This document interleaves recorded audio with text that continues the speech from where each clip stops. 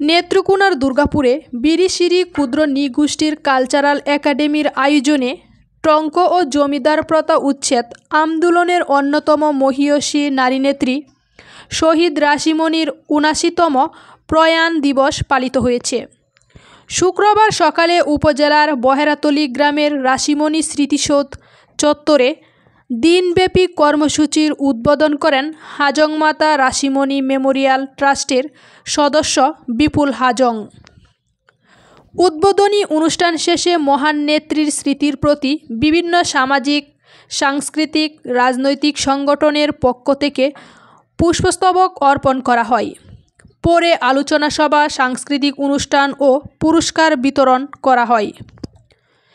Birishiri cultural একাডেমির পরিচালক গীতিকবি সুজন হাজংয়ের সভাপতিত্বে ও নৃত্য শিক্ষক মালা মার্তা আরেং ও দুলন হাজংয়ের সঞ্চালনায় আলোচনা সভায় বক্তব্য রাখেন বাংলাদেশ জাতীয় হাজং সংগঠনের সাধারণ সম্পাদক পল্টন হাজং, উপজেলা বিএনপির সাবেক সভাপতি এম.এ.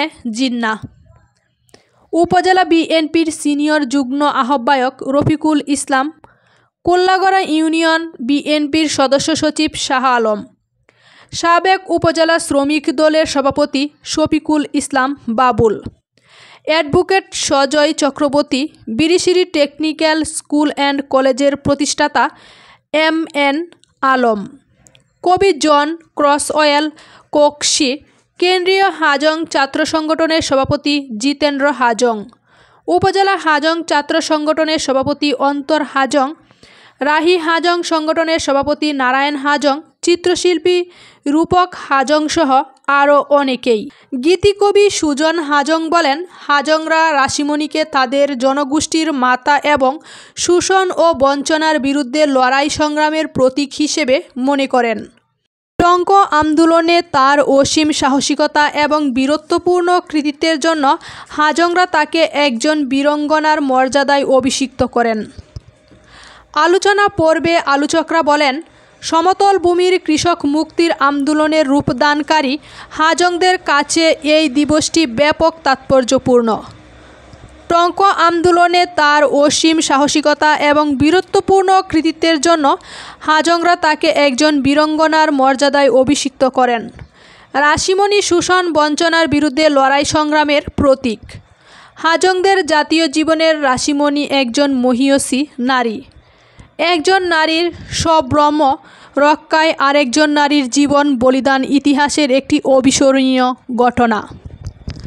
আলোচনার পর বিরিশিরির ক্ষুদ্র নৃগোষ্ঠীর কালচারাল একাডেমি ও আদিবাসী সংগঠনের শিল্পীরা সাংস্কৃতিক অনুষ্ঠান পরিবেশন করে শেষে চিত্রাঙ্কন ও সঙ্গীত প্রতিযোগিতায় বিজয়ীদের মাঝে পুরস্কার বিতরণ করেন অতিথিবৃন্দ।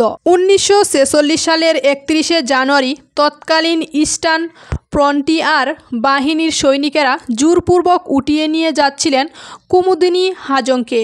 সেদিন রাশিমণি তাদের পথ রুদ্ধ করে রুখে দাঁড়িয়েছিলেন এবং তাদের সাথে সম্মুখ যুদ্ধে শহীদ হয়েছিলেন।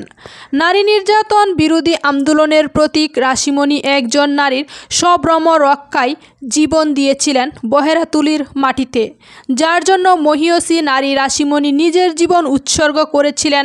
সেই কিংবদন্তি নারীর নাম কুমুদিনী হাজং।